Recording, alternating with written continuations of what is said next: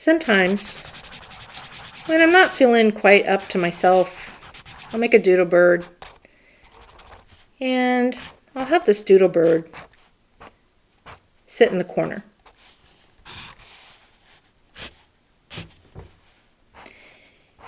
And then I might come along and make another doodle bird who's coming to say, hey, what's going on?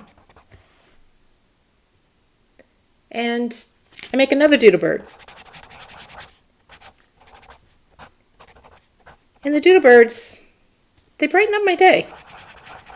Oftentimes, whatever's got me going is really not that big of a deal. Sometimes it is, but oftentimes it's not. Nothing that a few doodle birds can't handle.